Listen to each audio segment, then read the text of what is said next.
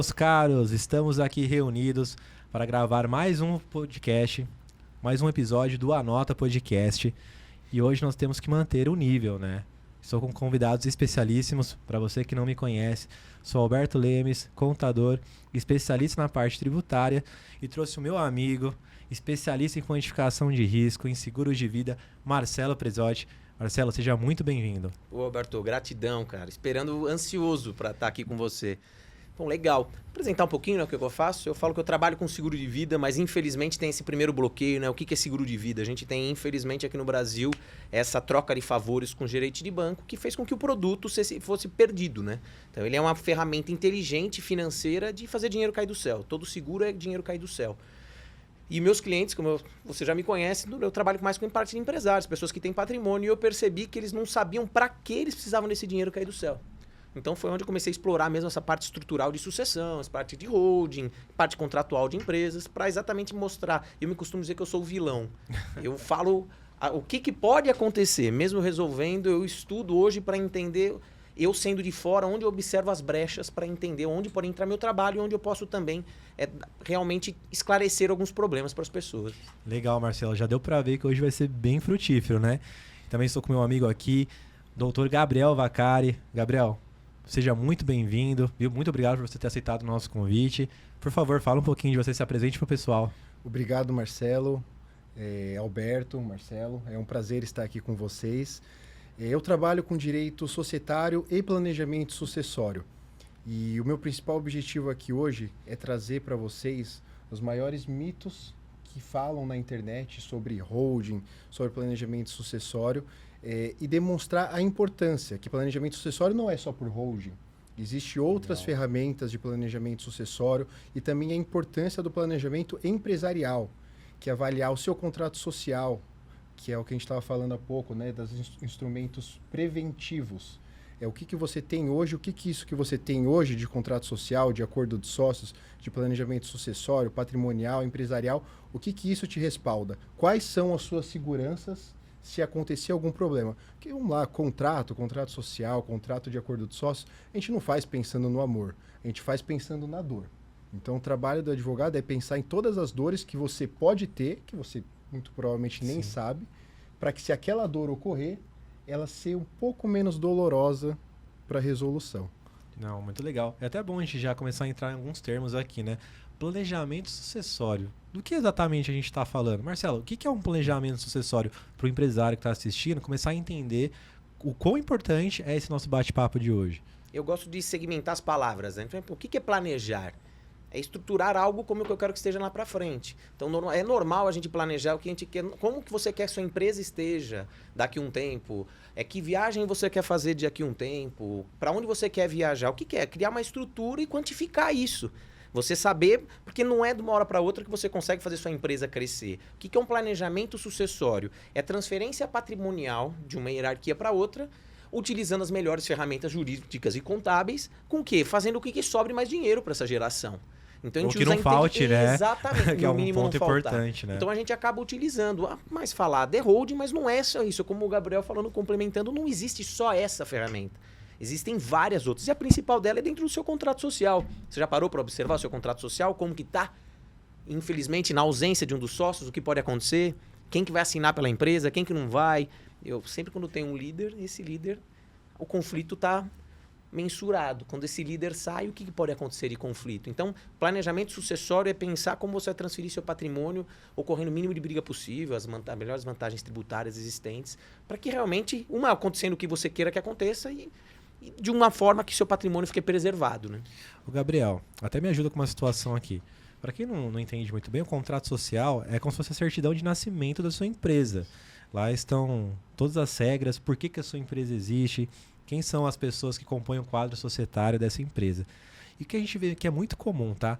Tem alguns empresários que eles têm um grupo de empresas, mas por questões tributárias ou por questões familiares, não sei, ele não figura em todos os contratos. E aí já começa o primeiro problema, já começa a primeira polêmica aqui.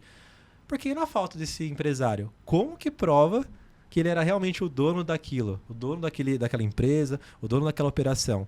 O que você tem a dizer para esses empresários que acabam utilizando de terceiros e não tem uma boa estrutura sucessória, uma boa estrutura societária a fim de blindar o seu patrimônio que ele levou anos para conquistar? Geralmente eles fazem isso até por acredito, uma falta ali de orientação correta. Puta, eu acho que vale a pena só ter empresa no Simples Nacional. E aí começa a criar várias empresas em nome de fulano, de ciclano, para ter um monte de empresa no Simples. O que também já não é...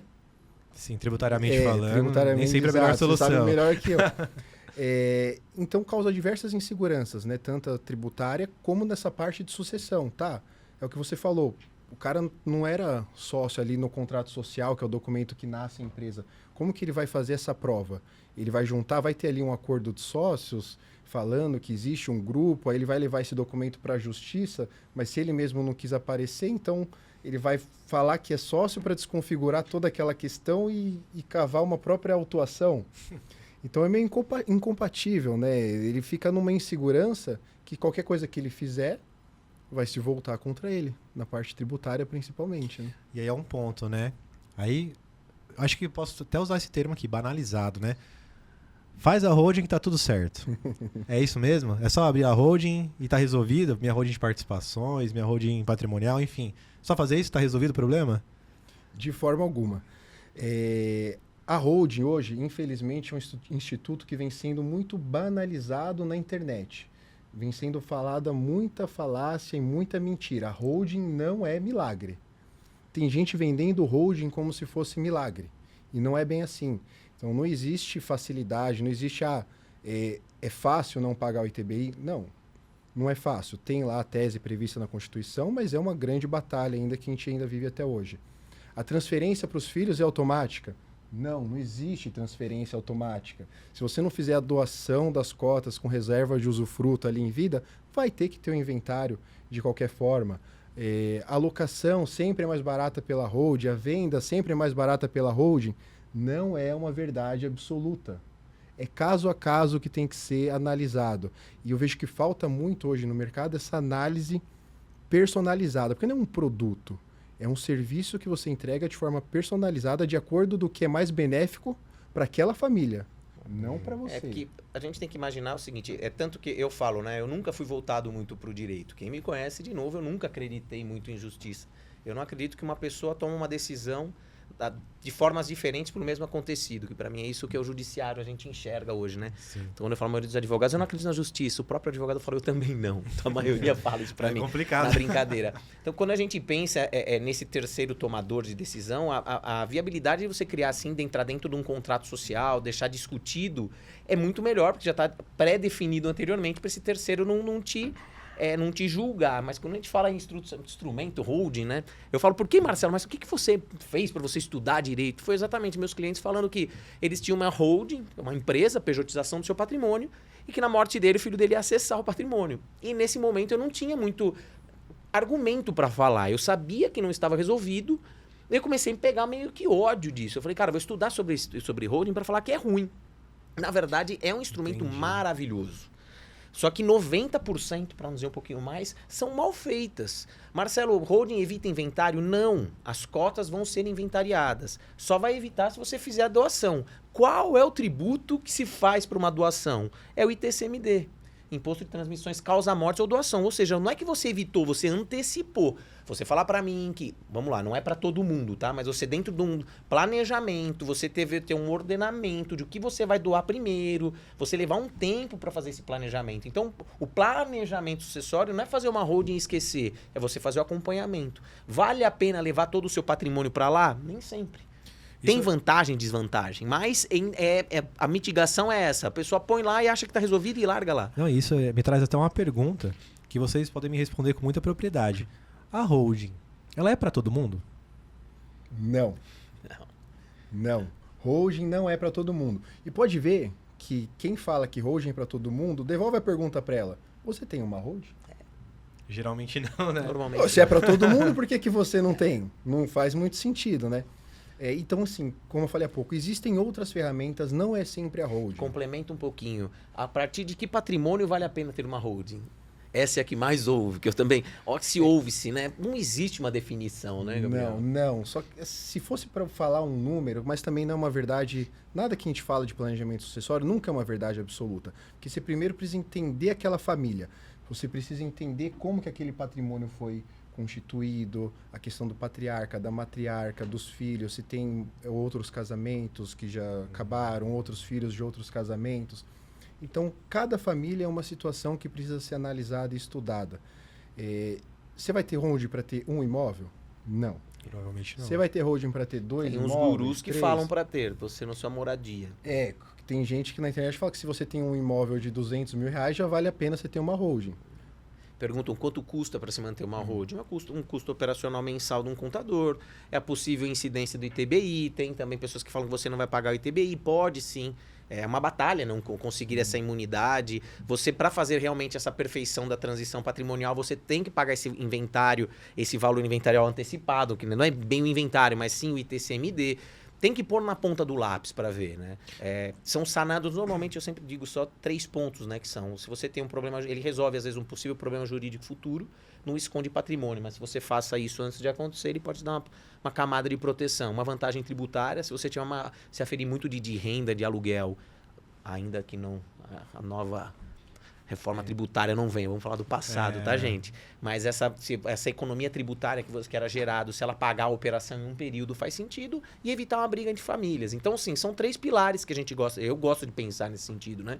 Se tiver uma dor muito latente, é o momento de você fazer. Não é tanto o tamanho do patrimônio, sim o problema a ser resolvido. Tá, legal. Isso me faz uma pequena reflexão aqui, tá? Vamos lá.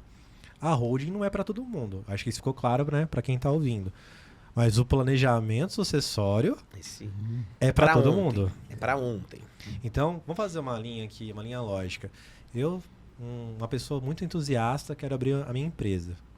Mas eu tenho a minha família, sou casado, tenho meus filhos namoram, meus filhos também são casados, enfim, a gente começa a ir muito longe já. Mas só para a gente criar um exemplo, para o pessoal que está nos assistindo, começar a visualizar todos esses termos técnicos e converter isso na realidade deles. Então, fui lá abrir minha empresa. Eu já tenho que abrir a minha empresa fazendo o meu contrato social. Quando que a gente invoca um contrato? Quando a gente está em algum conflito. Quando tá todo mundo bem, todo mundo no bônus lá, tá tranquilo, ninguém nem lembra que tem esse contrato. Até o momento que eu separo, até o momento que na minha falta, né? Enfim, aí começam-se os conflitos. E aí pensando nisso, então vocês estão me dizendo que eu abro a empresa, já pensando nisso, eu já tenho que ter esse planejamento desde o momento que eu constituo a minha empresa? Estamos falando de empresa operacional ou empresa patrimonial? Empresa operacional. Eu estou abrindo meu negócio, quero fazer disso meu ganha-pão. Eu já tenho que pensar nisso desde o começo? Eu gosto de pensar que sim. É como a gente fala, a parte de sucessão não se restringe a patrimonial e empresarial. Quando a gente pensa a parte de contrato, muitas pessoas chegam com um grande patrimônio, procuram um grande advogado, pagam muito caro para a constituição de um contrato social com as cláusulas sucessórias. E ele esquece que ele tem uma empresa também, porque holding nada mais nada menos que uma empresa. Você tem uma empresa que você nunca pensou no que pode acontecer com ela. Então eu acho que anda junto. E sim, você já tem que imaginar onde você quer chegar. E sim, organizar antes. Quando você quer... Pergunta para sua esposa hoje à noite. Chegando em casa, fala, amor, que momento eu poderia assinar um contrato com você? No dia do nosso casamento, você linda no altar, eu lá no altar chorando, você entrando, ou no dia que eu chego 3 horas da manhã cheirando cerveja? Que momento se abre? Ficou clara essa analogia, pessoal? Tem que ficar claro.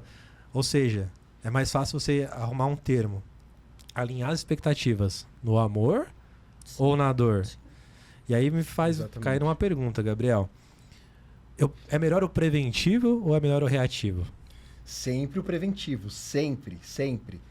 O preventivo, ele além, como o nome já diz, né, prevenir todas as possíveis dores, ele é muito mais barato para o empresário. Um problema, um conflito de um tamanho de uma operação, de uma empresa operacional, a hora que se instaura, uma economia inicial vai deixar aquela conta no final muito mais cara. Vou trazer alguns exemplos práticos.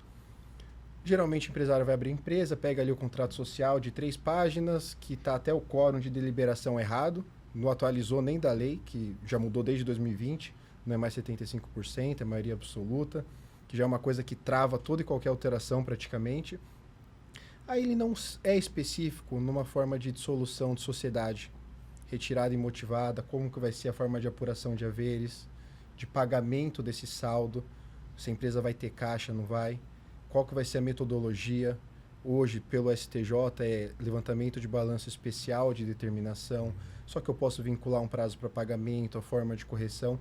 Se não tiver isso e for por uma briga judicial, pô, você não sabe o que vai vir daquele processo, o que o perito vai ficar 5, 6, 7 anos lá numa discussão judicial. O valor da perícia, da apuração dos haveres, vai ser uma caixinha de surpresa. Você não sabe o que vai vir, e quando vir você tem que pagar à vista. Sendo que se você tivesse já previsto no contrato social, como que seria a apuração e a liquidação, resolvido. Eu ia falar problema resolvido, mas não teve nem problema. Teve uma pessoa que levantou a mão, tô saindo. Tá bom, se foi o combinado, se tá lá expresso que qualquer pessoa pode se retirar avisando com 60 dias de antecedência, que seus haveres vão ser apurados dessa forma e pagos dessa forma, tudo bem, tá combinado. Você tá exigindo o direito. Ele já até sai sabendo essa informação, né? É que diferente disso vai ter a briga, né? Normalmente é o que tem a briga, né? Nossa empresa, de alguma forma, a gente entende que vale 10 milhões. Eu vou viajar, volto e falo para ele, cara, eu não quero mais ser seu sócio. Fala, me dá meus 5 milhões. A gente não combinou como vai ser pago. Aí ele vai falar, pera, mas eu vou ficar com toda essa operação para mim? Você vai sair, não vai me ajudar mais. Tem esse monte de funcionário. A parte tributária acumulada, porque não é sair, né? A gente sabe que tem o acumulado, que pode vir em algum momento uma multa. Aí ele vai falar, toma os seus 5 milhões. Não, ele vai falar, Marcelo, você tá me deixando uma bucha, te dou 2. E eu fui feliz porque eu fui tentar, falei, cara, vou mudar minha vida, vou embora daqui, vou mudar pro interior, vou mudar para fora. Ele fala 2. Eu volto para minha casa e falo, minha esposa, você não acredita. O cara falou que eu mereci, porque minha parte vale 2. Ela fala pra mim, então vai lá, pega 2 e dá pra ele. No outro dia eu falo, minha parte vale 2, só 2 e some.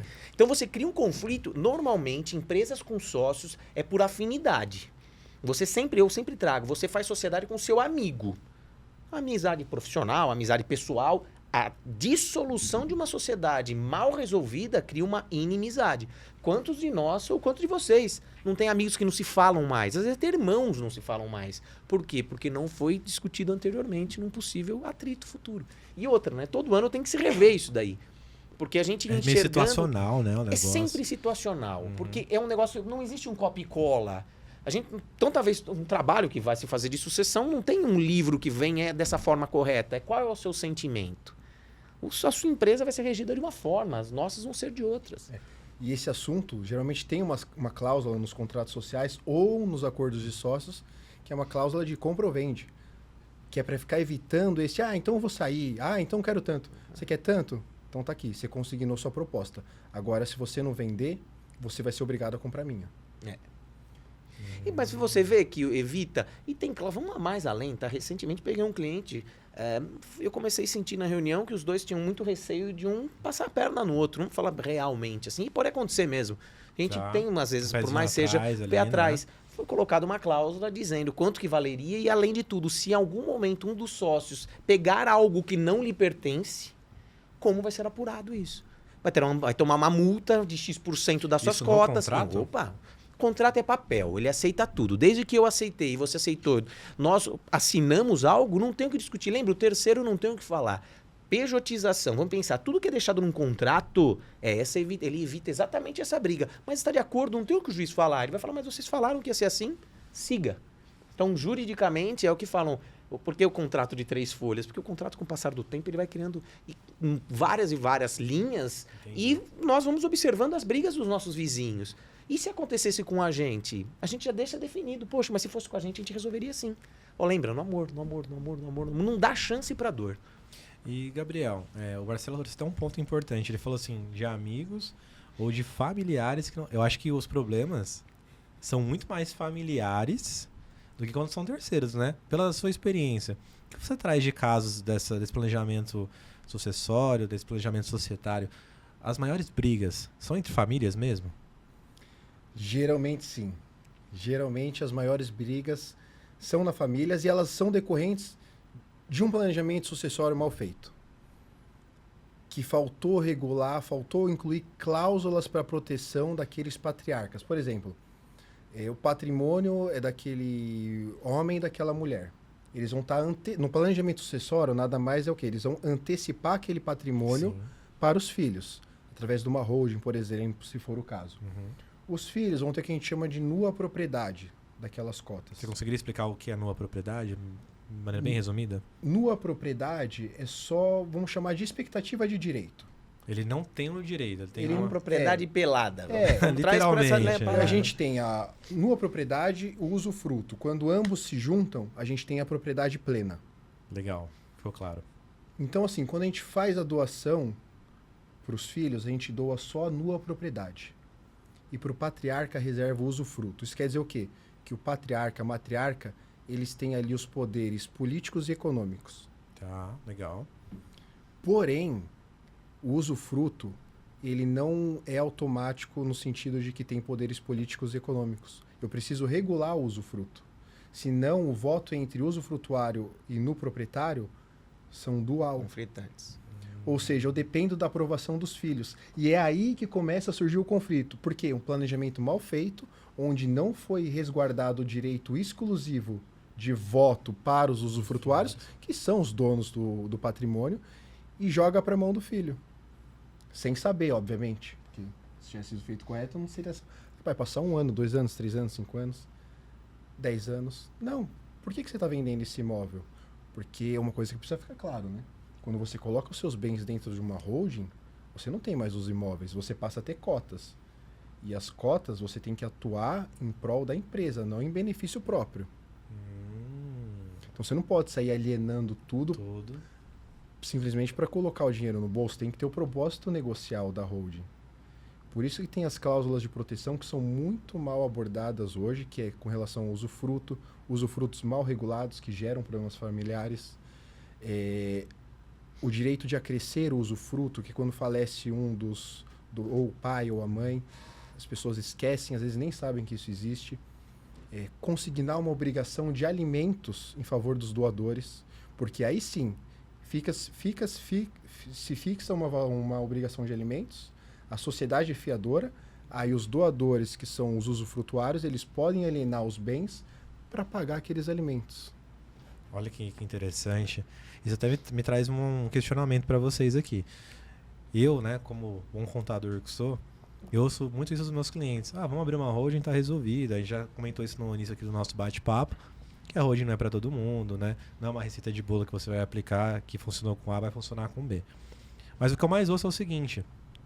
É só eu abrir a holding, incorporar todos os meus bens lá no capital social dessa holding, que eu não vou pagar ITBI e tá tudo blindado. É o que eu mais ouço. O que vocês têm a dizer para as pessoas que têm essa mentalidade? Teve um corte agora, né, de um famoso falando que você vai perder seus bens se você não criar uma holding, né? Estrutura, você não sabe o que é holding. Holding não foi feito, imagina só. A instituição de uma empresa nunca foi feito para você burlar algo, prejudicar alguém. Lembra? Propósito negocial. Se você achar em algum propósito negocial, passar a perna em alguém, você me manda esse propósito negocial. Então não foi feito para isso. Quando a gente pensa, por que ele pode dar uma camada de proteção? Uma vez que você não é dono de algo, juridicamente você não usa isso para pagar os seus credores. Então vamos lá. Se você jogou só seu patrimônio para dentro de um CNPJ achando que você está blindado, lembra, você ainda é proprietário das cotas. Existe a desconsideração da personalidade jurídica, pode ser alcançado. Então vai lá, você jogou todo o seu patrimônio para lá para me lesar. Nisso você fez um negócio comigo e vamos dizer que em algum momento você me lesou. Eu vejo você com todos os seus patrimônios, com uma empresa teoricamente no seu nome, e você acha que eu vou ficar quieto, não vou chamar meu advogado para me defender? Aí existe a desconsideração da personalidade jurídica. Não foi feito para esse motivo. Não foi feita uma holding, não foi feita para dar economia tributária. Não foi feita para dar essa proteção. Propósito negocial não é esse. Se vocês acharem, mandem para mim. Ela pode te gerar isso. Uma vez que você integralizar seu patrimônio, jogar para dentro, vamos falar mais em português, né? Jogar seu patrimônio para dentro de uma empresa e doar as cotas para o seu filho, se você não estiver passando por nenhum problema jurídico nesse período, se acontecer algo com o seu CPF, você já não é mais dono de nada. Ele te dá uma consideração. Então, se você fez isso para realmente lesar alguém, aí você responde criminalmente. E, Gabriel, você até trouxe isso já com um primeiro comentário aqui. E, de fato, existe a imunidade do ITBI. E outra coisa, o que você quis dizer quando que não passa automaticamente para os filhos? Qual que é a lógica disso? Só para o pessoal começar a entender que por trás da holding ou do planejamento, seja ele qual for, ele tem que ser feito e mantido, executado. Existe todo um ônus e um bônus que ocorre na operação. Então, com base nessas minhas duas perguntas sobre o ITBI e sobre essa não passagem, essa não transmissão automática, o que você tem que dizer de maneira mais profunda para quem está nos ouvindo hoje? ITBI é um tema extremamente polêmico, tá? Sim, é previsto na Constituição Federal a imunidade do ITBI para a integralização dos bens do sócio no capital social da empresa. Mas não é uma questão fácil a ser enfrentada, tá? É uma batalha e uma briga grande para conseguir essa imunidade de ITBI. É com base na tese da imunidade incondicionada. Porque os municípios, o que eles vão vincular? Eles pegam lá o tema do STF 796 e dizem que é uma questão atrelada a ágio, que não tem nada a ver com ITBI. Assim, tudo bem, eu vou te dar imunidade pelo valor que você está integralizando bem e vou cobrar o ITBI sobre a diferença. Já tem outros municípios que falam que, não, mas a sua atividade é imobiliária. Você não pode ter. Eles estão condicionando a uma atividade não preponderantemente imobiliária, que também não é o que está na Constituição. Então você vai encontrar essas duas barreiras. Primeiro o município vai falar, não vou te dar imunidade de TBI porque seu KNAI é de atividade imobiliária.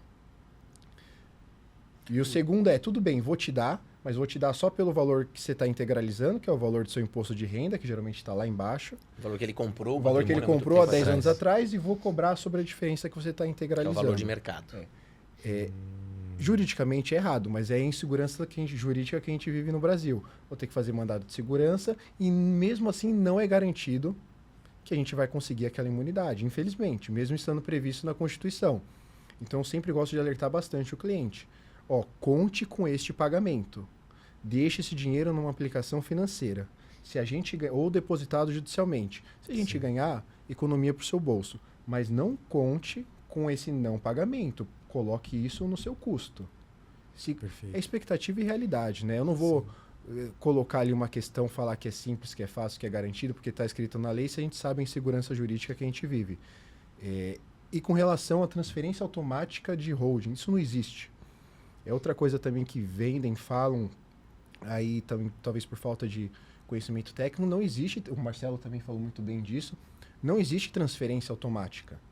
A única forma de se evitar um inventário extrajudicial, judicial, é fazer a doação das cotas em vida, que é o adiantamento de legítima para os filhos, sempre respeitando, incluindo todos os filhos.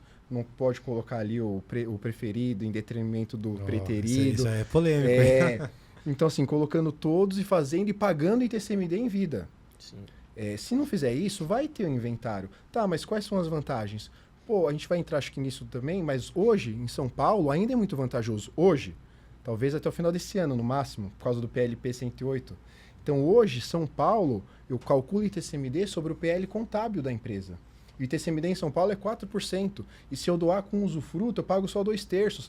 Sai uma alíquota final de 2,66% sobre o valor do PL contábil, que é praticamente o valor histórico dos seus bens no imposto de renda. Enquanto o restante do Brasil, com exceção de Amazonas, avalia todos os bens que são integralizados na holding a valor de mercado e a alíquota é até 8%. Então, São Paulo hoje é uma mãe para planejamento sucessório. Até hoje, quando ninguém sabe. Provavelmente até dezembro de 2024. Só que já teve notícias aí do PLP 108, que está lá com divergências na Câmara e no Senado, e talvez isso fique para 2025. Se ficar para 2025, só vai valer em 2026, vai ganhar mais um ano, mas provavelmente... Posso fazer um parêntese só? Por favor. Porque meu mundo hoje é viver com advogados, né? Hoje acho que meus grandes amigos são advogados e contadores. São as pessoas que eu posso falar um pouquinho no que eu estudo. Claro. Acho que eu sou um eterno estudante, né? Vamos trazer sempre a realidade. Imunidade tributária do ITBI, gente. Você pode trazer o seu patrimônio da pessoa física para a pessoa jurídica? Pode. Não seria cobrado. Pode. Não é que é proibido ou não, permitido. é permitido. Pode. Vamos enxergar com a cabeça de quem recebe o imposto? Por que ele não vai cobrar esse imposto seu? Porque ele vislumbra ali para frente ele te pegar em algum momento. Então, por que foi criada essa imunidade tributária? Não foi para holding, gente. Ninguém falou, é para holding isso daí. Não, foi feito... Eu digo que a capacidade do advogado em entender as brechas legais e poder fazer isso de uma maneira melhor para o cliente é maravilhosa.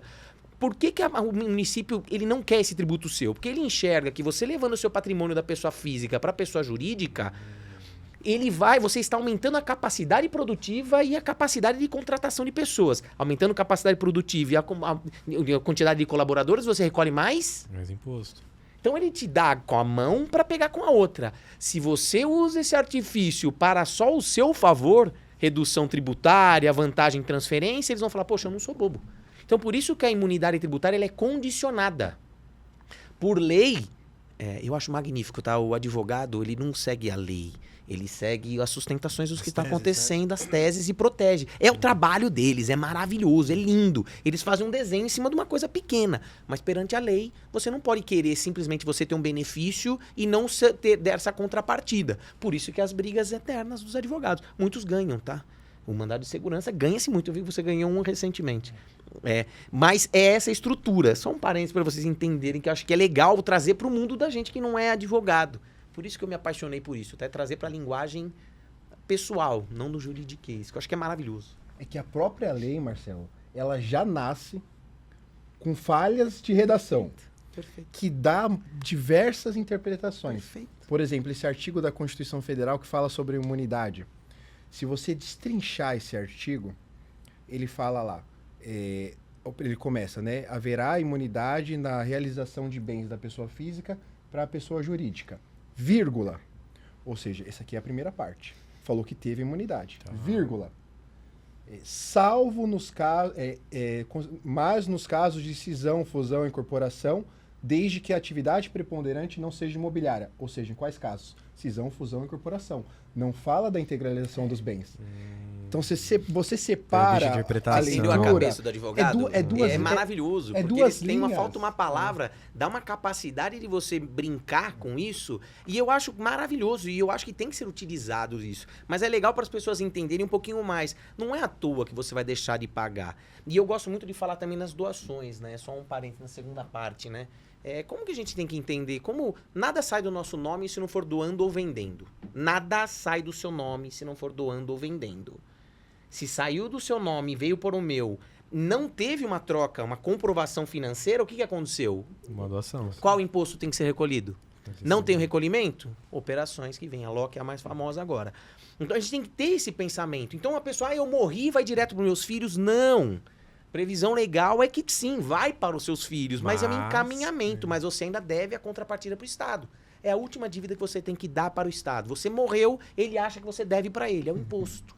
Então, para deixar claro, como a gente morre, tudo que está no nosso nome vai ter que ser inventariado na declaração de imposto de renda. Tudo bem, ABC, dinheiro ABC e cotas da empresa. Vai vir tudo a colação. E, teoricamente, Lei 10.705, parágrafo 9, o nono, diz lá que é valor de mercado. Então, isso teria que ser atribuído a valor de mercado. Como? Aí começam as regramentos que aqui em São Paulo ainda é a mãe. E até você citou da operação que foi deflagrada. Gabriel, quer falar um pouquinho dela para o pessoal entender? Legal. Sim. A Operação Loki, o nome já diz, né? O Deus da mentira. E ela deflagrou essa operação em São Paulo justamente para pegar planejamentos sucessórios feitos de forma para tentar burlar o ITCMD, o que não é inteligente, principalmente no estado de São Paulo. Eu estou no estado com a alíquota que é só 4%, enquanto o restante do Brasil já está até 8%. Além disso, todos os outros estados avaliam os bens da holding a valor de mercado. São Paulo aceita o PL contábil, que vai ser praticamente o que você está no seu imposto de renda com uma ou outra variaçãozinha pequena.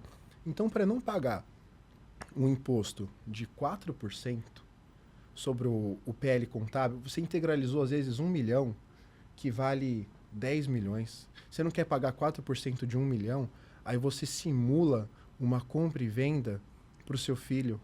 Então, o que essa operação Loki fez? Ela cruzou os CPFs de descendentes e ascendentes e notificou todo mundo. Só que ele ainda foi assim, uma notificação já não foi autuando. Foi assim, meu amigo, eu acho que você errou. Tem certeza que foi uma compra e venda? Você não quer recolher o ITCMD? Deu uma boiada ainda. Você não quer recolher o ITCMD para regularizar essa situação e a gente encerrar o assunto? Porque é um negócio jurídico simulado, né? Então são anuláveis de acordo com o próprio Código Civil. E assim, as operações são cada vez maiores, os sistemas cada vez se comunicando mais, Receita, Junta Comercial, Cefaz. Então, assim, não adianta. Tudo que você fizer que não seja que seja diferente de pagar o que é devido, você está assumindo um risco. Se você quiser assumir esse risco, Tudo beleza. Desde que você esteja ciente, Você está- beleza. É aquela questão. Você quer pular de um avião sem paraquedas? Você sabe qual risco você está correndo. Você quer assumir esse risco? Ou você prefere pular de paraquedas? Agora imagina o cara fala, pula, você com uma mochila sem paraquedas. O que a maioria das vezes acontece é isso. O cara fala, pode pular. Ele te dá uma mochila, a hora que você puxa, não tem nada ali Perfeito. dentro. Hoje, o que eu percebo muito? As pessoas não sabem o que pedir. O que mais me apaixona no meu trabalho Mas é por falta de ligar conhecimento, isso. você não Falta de acha? conhecimento total. O que acontece, Alberto? A gente tem que entender que ninguém precisa se especializar nisso. Você precisa estar bem assessorado. E hoje nós temos, normalmente, advogados e contadores que são os próximos nós, que cuidam do nosso operacional, no nosso dia a dia. Só que eu acho que é muito importante você ter alguém especialista naquele ponto X para resolver. Tanto a parte contratual de sucessão, às vezes não é esse advogado que vai resolver isso Não é o pra clínico você. geral com devido respeito a quem Exato. faz. E não é má, pelo amor de Deus. Mas não é ele que vai talvez resolver o seu Exato. problema. Só que as pessoas, às vezes, eu até venho conversando bastante com alguns advogados, às vezes é por incapacidade jurídica e contábil dessa pessoa, a gente não pode falar que não, Sim. mas a maioria das vezes é que as pessoas querem pagar pouco para esse profissional. Como você vai entregar muito para o seu cliente, sendo que você não está sendo pago por isso? Se você faz hoje um orçamento sobre quanto vai custar uma estruturação de holding, que na verdade é um desenho futuro, não é você não faz tudo de uma vez. Você tem que, às vezes é uma análise, às vezes até vale mais a pena você fazer pautadamente isso. Você acha que o cara vai ficar trabalhando para você 2, 5 anos a um preço ridículo? Então desconfie. Se o cara está cobrando muito pouco de você, provavelmente ele não vai te entregar tudo, porque não dá. Então, aí você entrou num tema muito importante e eu acho que todos nós aqui compartilhamos do mesmo pensamento. O valioso é diferente do caro, né? Então, assim, a gente ouve muito essa expressão, mas o seu serviço está caro. Vamos lá. Caro pro que você quer pagar ou caro em relação ao que eu vou te entregar? O meu serviço vale isso porque eu te dou essa segurança. Eu até brinco. Pô, você gosta mais do presidente que de mim? Quer pagar mais imposto do que contador? Eu tenho essa brincadeira com os meus clientes. E aí, então é importante a gente ter essa reflexão, tá, pessoal? O valioso é diferente do caro. Como o Gabriel disse aqui no início do nosso bate-papo, o preventivo, ele sai muito mais barato que o reativo. Como o Marcelo também trouxe. No amor, sai muito mais barato que na dor. Você tem muito mais condição de tomar decisão, muito mais plenitude dos seus pensamentos de quando você está desesperado lá, afogado na dívida. Então, a gente temos que ser inteligentes, né?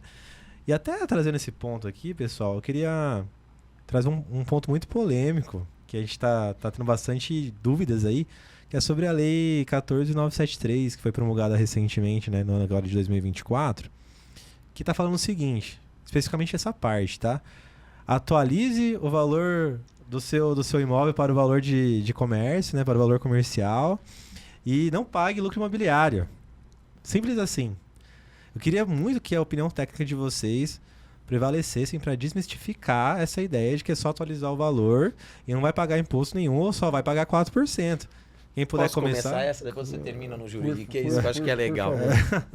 Porque a gente imagina o seguinte, o Estado não é a mãe de ninguém. Nós estamos vivendo numa época maior necessidade de arrecadamento tributário que existe. Principalmente agora com a reforma tributária, tá? O IVA, na verdade, vai passar o ICMS, ISS vai passar a ser um tributo federal, que vai chamar o IVA. Então imagina que o Estado, vamos pensar no Estado rico, tá? O Estado de São Paulo arrecada um tanto de imposto que ele usa esse dinheiro. Agora vai passar a ser esse mesmo dinheiro, vai para lá e vai para o federal, e o federal vai devolver menos. Eles estão com déficit tributário aqui gigantesco. Então tudo o que eles estão fazendo é para aumentar a arrecadação para que não falte dinheiro. Sempre pensa nisso. O que é o imposto? Nós pagamos para o Estado nos promover algo. Eles precisam ter dinheiro para resolver isso. Está saindo muito dinheiro, não vamos entrar muito nessa linha, mas quando a gente pensa na leitura dessa mãe que está sendo o Estado, né? Vamos levar seu patrimônio a valor de mercado. Ao invés de você pagar os 15% de ganho de capital, vamos pagar 4%. Só que ninguém falou que é uma necessidade condicionada, né? Isso aí, o princípio é, se você fizer alguma alteração, vender esse patrimônio antes de 15 anos, você perdeu isso daí. Nos 3 primeiros é 0. Então o cara pagou, ao invés de ganho de capital, 15%, ele pagou 4%. Se ele vendeu o patrimônio dele, essa mesma casa, com 2 anos, 11 meses e 20 28 dias, não vamos errar, né? Em 28 dias, você perdeu esses 4% e vai recolher os 15% de novo. E depois começa uma evolução. Então, eu sempre gosto de dizer, o Estado não é mãe de ninguém. Eles estão fazendo eles precisam arrecadar esse dinheiro rápido para resolver problemas. Gabriel, agora explora na parte do juridiquês aí, que daí já é mais a área do nosso advogado. Existe milagre, Gabriel? Vamos entender isso aí? Sabe qual é a chance disso ser vantajoso? Tendente a zero. Para não falar que é zero. Tendente a zero. Querem ouvir aqui, ver aqui um exemplo? Vou trazer aqui para vocês em números. Acho que fica mais fácil para exemplificar. Claro, vamos lá. Vamos supor que o Marcelo tem um imóvel de 100 mil reais. Tá. Ele vai aproveitar esse benefício maravilhoso do governo, vai atualizar para 1 milhão de reais e vai pagar lá o ganho de capital de 4%, 36 mil reais. Em cima dos 900 mil. Que é a diferença de 100 mil para 1 milhão, que é o valor de equiparação de mercado. Perfeito. Beleza. Aí, se o Marcelo, em 3 anos, vender esse imóvel, sabe qual que vai ser o percentual de aproveitamento dele? Desse imposto de 4% de 36 mil que ele pagou? Zero. Mas calma lá. Aí ele vai fazer o quê? Ele vai pagar o imposto de ganho de capital sobre 1 milhão e 400, porque valia 100 e ele está vendendo por 1 milhão e meio. Então ele vai pagar sobre 1 milhão e 400. Foi zero. Mas não é só isso. Ele perdeu só 36? Não. Porque se esse dinheiro tivesse num CDB? O 3 rendimento anos, desse dinheiro, entendi. estaria 50. Então ele perdeu 50, mais que ele vai pagar. Pra gente resumir aqui também, para não ficar muito extenso. Sabe a partir de quantos meses começaria, em tese, a ter uma suposta vantagem? A partir de 84 meses você empataria. Ou seja, você não poderia vender nem morrer. Importante, não pode morrer, tá? Por 84 meses. São o quê? Quantos anos? 6, 7, 8 anos? 8 anos, eu acho. Então, 8 anos para você empatar. Só que assim, você não vai empatar em nenhuma hipótese, porque, de novo, pega esses 36 mil, coloca num CDB e deixa lá por 8 anos. Não existe vantagem nenhuma, em nenhum cenário. E tem um porém também. Essa casa de 1 milhão que vale hoje, daqui 10 anos ela vale mais. Então, daqui 10 anos, vai 15 anos para zerar. Aí eu tenho que entrar de novo numa regra dessa. E começa a contar um o tempo de novo. Sem fim, cara. Eu não entendi por que foi criado isso até agora. E eu não entendo de onde tiram a cabeça de achar que isso é proveitoso. Cara, você é contador, você me falou isso, mas tem inúmeros amigos meus contadores que estão falando que tá vindo uma enxurrada, vamos aproveitar. Aproveitar o quê? Isso, e tem os redutores, porque assim, não é, você tem um imóvel antigo... Vai cair na base. Se é de 69 para trás, você já não paga zero de imposto de renda. E assim, dos anos 70, 80, de qualquer forma não valeria... Não, eu fiz uma simulação esses dias de um imóvel de 2001, 2002. No GCAP já reduziu a base quase 30%. Então, assim, realmente não está sendo inteligente, porém, estão vendendo com uma fórmula milagrosa. Mas deixa eu entender, agora eu pergunto para você, contador. O que esse cara ganha oferecendo isso pro cliente dele? Ele cobra? Provavelmente ele vai cobrar, porque vai querer retificar a declaração, vai querer fazer a declaração atual. O que eu tento entender, o outro, vamos entender, Sim. lembra? Eu enxergo de uma forma diferente. O que leva alguém a oferecer isso pro seu cliente? É o interesse próprio, né? Basicamente fazer venda de serviço ou mostrar que sabe alguma coisa que aparentemente não tem domínio, com devido respeito, né? Eu acho que é legal, sim, a gente pode analisar cada caso. Alguém que vai casar com o imóvel, né? Não vai vender tão cedo, enfim, não sei, pode acontecer. E eu compartilho da sua opinião, tá, Gabriel? Qual a chance de ser proveitoso? Eu acho que mínima. Mas, se você encontra alguém nesse perfil que realmente vai ficar com um imóvel 15 anos e talvez a partir desse 15º ano ele pense numa comercialização, a gente pode refletir. Não estamos aqui enviesados e nem querendo influenciar ninguém, mas a gente quer trazer uma verdade para vocês de que não existe milagre, muito menos essa lei aqui vai salvar a equiparação patrimonial de vocês e livrar vocês do lucro imobiliário. Não existe isso, pessoal, né? Então, acho que ficou claro, viu, Gabriel? Obrigado pelo seu exemplo, tá? Marcelo, obrigado pela sua explanação inicial. Mas vamos convivendo com isso, né? A gente vai desmistificando essas coisas que o mercado prega, tanto da holding, que é para todo mundo. Se você tem imóvel de 200 mil, abra sua holding, né?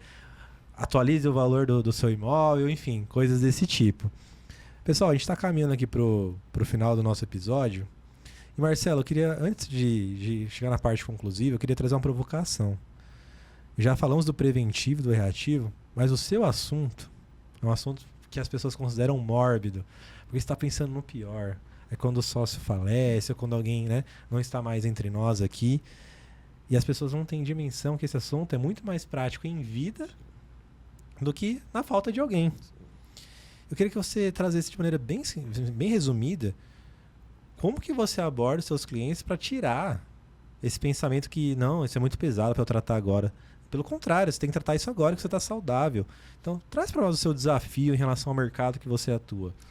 Primeiro eu tenho que quebrar esse paradigma da troca de favor com, primeiro de tudo, gerente de banco, né? Quando eu falo que você trabalha com seguro de vida, eu tenho que quebrar esse tabu. Você falar pro cara, não, isso que você conhece não é um seguro de vida, mas vamos entender as suas necessidades. Uma pergunta é simples. Eu faço para você, você me fala. Se ontem tivesse acontecido com você, como ficaria? Bagunçado. Você tá entendendo? É Bagunçado. que as pessoas, infelizmente, é difícil, a gente não gosta de pensar nisso, mas quem são os clientes que eu costumo ser meus clientes? Eu brinco que é por necessidade ou por inteligência. São pessoas que têm a quem deixar, amam alguém, pensam em um futuro. Ah, Marcelo, eu não sou pai, meu sonho é ser pai. Meu planejamento, lembra planejamento, já está focado nisso. Você pensa no seu futuro?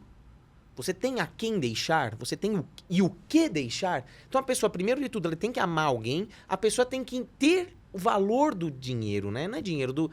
Se você não tem nada e não tem valor, eu encontro pessoas, não quero deixar nada. No fundo, eu acabo tentando, na minha cabeça, eu escuto, Entendi. mas eu tento achar que é mentira. Mas se você tem noção do quão difícil foi seu, você quer deixar, como você falou, você prefere o Estado do que a sua família? Porque hoje o inventário, fringir os ovos, é de 12% a 20%. Fora ganho patrimonial. A gente está falando um número básico, tá? E TCMD, vamos pensar que é São Paulo, 4%. Um advogado cobra a tabela OAB 6%, já renovou a tabela para 10%, né? Mas às vezes a gente acha um amigo que faz mais barato, vamos pensar que é 6%, já deu 10%. Taxas cartorárias, emolumentos, cara, facilmente vai de 12% a 20%. E fora que, dependendo como você recebeu esse patrimônio, vai ter consideração de um ganho de capital. Se o inventário for feito a valor de mercado, que teoricamente teria que ser, dá para você usar instrumentos para você sim um valor contábil. Será que sim? Será que não? E que tipo de solução que você traz? Só para o pessoal entender exatamente como você atua. Eu faço cair dinheiro do céu. Ó. Essa é a ideia. Se acontecer algo com você... Você podia falar isso olhando ali, hein? Meu trabalho é esse, fazer cair dinheiro do céu. Você tem esse dinheiro? Acontece, tá? De eu ter cliente com muito patrimônio, com muito dinheiro. O cara tá tranquilo, ele tá sentado no monte de dinheiro dele. Amigão, você não tá deixando só problema pra sua família. Eles vão acessar. Alguém vai ter que resolver. Então vamos lá, o Alberto tem 10 milhões. Não importa se é em imóvel, se é em dinheiro. Se sua família não tiver 2 milhões em dinheiro para cair do céu e resolver o problema, vão ter que acessar o seu patrimônio. Como? O inventário. Dá para você pedir judicialmente, acessar o seu patrimônio e pagar. É fácil? Então, ou seja, teoricamente, nós somos compadres. Você vai só minha esposa vai me ligar, cara, o Alberto faleceu, Marcelo, eu preciso de 2 milhões emprestado. Eu sei que você tem 10. Você é meu compadre. Eu vou falar, eu te empresto 2. Quando você me devolve? Ela vai falar, não sei. Difícil achar alguém que não segura um pouco as notas. Cara, você quer pedir um favor para alguém? É fácil? Desculpa, não é fácil conquistar nada. No nosso país é difícil. Você quer deixar pro Estado? Que tal você fazer de uma forma inteligente, cair dinheiro do céu? Resolve esse problema. Você tem 10, sua família vai continuar tendo 10, porque vai cair do céu a quantidade que a gente vai identificar. Então, por isso que eu falo que eu sou um quantificador de risco, eu vou trazer a realidade. Eu não sano a dor sentimental. Já perdi meu pai, já perdi meu irmão. Não sara isso. A falta de dinheiro aumenta essa dor. Então, que tal a gente tentar minimizar ou não aumentar essa dor inevitável? Então a gente vai tentando levar para a pessoa uma conscientização. Porque, infelizmente, é ontem, gente. É pensar é ontem. Não é amanhã, mas... Não, desculpa, eu tô falando que você não tá mais aqui. Sua filha vai estudar onde? Sua família vai comer o quê? Vai fazer o quê? Na sua sociedade, como que tá o regramento lá?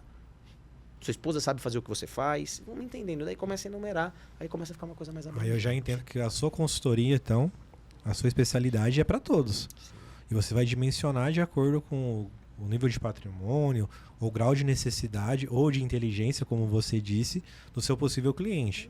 Então, pessoal, é o seguinte, vocês têm que pensar nisso agora, para ter um futuro mais tranquilo. E não é só para quem tem patrimônio. Vamos lá, pode ser por necessidade. Você não tem de onde tirar. Sua família não tem de onde tirar. Vai fazer o quê? Vai deixar com débito lá? Tem alguém que paga? Você já avisou essa pessoa que ela vai pagar suas contas? Será que ela tem? Você quer transmitir essa responsabilidade para alguém? Então pode ser sim para um momento de necessidade. Não é só para quem tem patrimônio. Às vezes é por uma forma inteligente de você antecipar um problema. Legal, Marcelo. Você quer falar sua rede social? Pô, Marcelo _ Presotti. Bem legal. Ó, eu recomendo, além de amigo, somos parceiros, então assim, não perca essa oportunidade, não postergue isso, tá? Conselho de amigo e de contador que eu dou pra vocês. E, Gabriel, fala pra mim, o planejamento sucessório, ou a estruturação societária que seja, é pra todo mundo? Sim. Qualquer pessoa pode procurar o seu serviço e ser bem atendida pela sua equipe, por você? Sim. Uma frase que eu gosto bastante, né? É seu legado, sua escolha. Se você não fizer, você vai estar deixando um problema para sua família. O que você quer fazer? Com qual sentimento você quer partir? Você quer deixar tudo organizado para... Porque assim, o planejamento sucessório, eu não vou falar de holding, tá? Mas entendam que quando eu estou falando de planejamento sucessório, às vezes pode envolver holding. É que todo mundo entende holding com planejamento sucessório. A mesma coisa não é, né? São várias ferramentas, eu posso fazer o testamento, eu posso fazer um VGBL, eu posso fazer um seguro. Então tem várias ferramentas, doação direta às vezes, com reserva de usufruto. Então tem várias ferramentas que geralmente são usadas em conjunto para um planejamento sucessório daquela família. Tanto o patrimonial como o empresarial, o societário. Você não gostaria, sendo um patriarca, matriarca, de já deixar aquilo organizado para os seus filhos, eles sabendo o que cada um vai ter, qual que é a responsabilidade de cada um, qual que é a obrigação de cada um, que eles não vão ter dor de cabeça nenhuma, que eles não vão precisar fazer o inventário, caso tenha sido feita a doação, porque não existe transferência automática. Sim. Você vai colocar cláusulas ali no acordo de sócios, na governança corporativa, o que você vai fazer com que essa família permaneça, que a sua família permaneça unida quando você não estiver mais aqui. Porque no seu contrato, seja no contrato social, seja no acordo de sócios, seja no plano de governança corporativa, você já vai ter colocado todas as regras. Você não vai deixar brecha. E se acontecer isso? E se acontecer aquilo? E se fulano quiser sair? E se quiser se retirar? Como que vai ser? Ou você quer simplesmente, a gente nunca sabe o que vai acontecer? Sim. Deixar uma empresa operacional toda bagunçada, que você não sabe pelo seu contrato social se seus herdeiros terão direito a ingressar nessa sociedade ou não, ou se eles só terão direito a receber a apuração das cotas, com o seu patrimônio, que eles vão ter que fazer ali um inventário. Caríssimo. Sendo que pela holding você já consegue... Não são verdades absolutas, tá? Mas a holding, o que ela te traz de benefício? Verticalização do patrimônio na família. Qual que é a minha segurança se eu doar e meu filho morrer? Cláusula de reversão, volta para o pai. Mas se meu filho, minha filha casar, é doação em adiantamento de legítima. Não se comunica com o cônjuge ou companheiro. Inclusive coloca ali por cautela também uma cláusula de incomunicabilidade, mas não teria necessidade só se fosse pelo regime de comunhão universal de bens, que acredito eu que ninguém mais casa pelo regime de comunhão universal de bens, né? Creio que não, mas... Então, todo esse cuidado com a sua família, você não gostaria de deixar isso pronto para eles, para tranquilamente, sabe, fiz tudo que estava ao meu alcance, eu não só construí o patrimônio, como eu já deixei ele organizado, o que vai ser de quem, respeitando sempre a legítima. Às vezes tem filhos de outros casamentos, então como que você vai fazer para que exista esse relacionamento, que às vezes pode ser um pouquinho mais conturbado. Por isso que eu falo que um planejamento mal feito, você pode acabar com os natais daquela família. Profundo, hein? Então quando você escolhe um profissional para fazer o seu planejamento, você tem que ter a certeza de que você está escolhendo um excelente profissional. E se você for escolher pelo preço, você provavelmente não vai fazer uma boa escolha. Aliás, quanto que vale o seu patrimônio e quanto vale a paz, a harmonia e o bem-estar da sua família, né? E até aproveitando o gancho do que o Marcelo falou lá, de preço, valor, eu acho isso muito relevante, porque assim, eu não concorro aonde eu não quero estar e eu não faço leilão de preço. Não me importa quanto o Marcelo cobrou, quanto o Alberto cobrou. O valor é esse. Ah, tá caro. Vai ficar mais caro. Porque uma coisa que é barata demais, alguma falha tem. E a hora que aparecer essa falha, vai te dar não só prejuízo financeiro, como vai te dar um prejuízo de relacionamento familiar, que com o financeiro você resolve. Sim. Mas e o relacionamento familiar com o seu filho e com a sua filha? Como que você vai resolver? Profundo, hein? Eu acho que foi um bate-papo muito frutífero, né? Eu acho que as pessoas que mais se beneficiaram são as pessoas que assistiram até o final.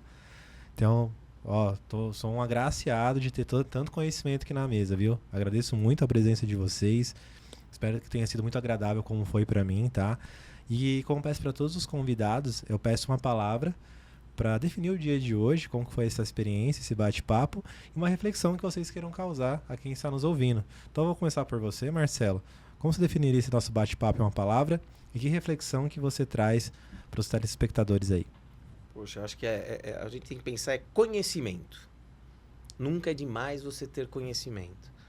Não está limitado às quatro paredes. Hoje, infelizmente, a internet nos deixa meio focado achando que as respostas estão ali. Mas ouvir mais, comparar, ter senso de comparação, né? E a mensagem é, não deixe seu patrimônio sumir, perder patrimônio se você não... sem pensar nessa sucessão. Meu trabalho é esse, não deixar empresas falirem e patrimônios serem dilapidados por uma falta de manobras antecipadas. Então não deixa isso que aconteça com você. Pensa nisso antes, lembra? É sempre pensando no ontem. Legal. Muito obrigado, viu, meu amigo? Gratidão de ter você aqui. Gabriel, por favor. Eu gosto muito de uma palavra, e vou explicar o significado dela, que é autoridade. E o que é autoridade? Autoridade é conhecimento técnico, honestidade e transparência. Então, eu, como advogado, eu sempre busco, nos meus princípios, é o que eu preciso te entregar o que é melhor para você. Não o que é melhor para mim, que é o que geralmente... Empatia pura, né? Acontece muito. Então, criar esse laço afetivo, ter essa empatia, ter esse conhecimento técnico, porque sem conhecimento técnico você não faz absolutamente nada. Ter honestidade, ter transparência, que é o que a gente estava falando do avião, do paraquedas. Alertar o cliente, colocar os riscos, jogar aberto, ser honesto em todos os sentidos, colocar os botões na mesa, e a decisão de apertar o botão, qual botão vai ser apertado, não é minha, é sua, cliente. Perfeito. Gabriel, muito obrigado pelo seu tempo. Foi um prazer imenso ter vocês aqui. E eu fiquei na dúvida entre duas palavras aqui, mas eu vou citar a palavra inteligência. Seja inteligente no seu planejamento, né? Faça de maneira preventiva, faça no amor, porque os frutos que você vai colher, que a sua família vai colher, serão muito melhores, tá? Então fica essa reflexão para vocês que nos ouviram. Gente, é isso. Gratidão pelo tempo de vocês. Gratidão a você que nos ouviu até agora. E até o próximo episódio, pessoal. Muito obrigado, viu? Até mais.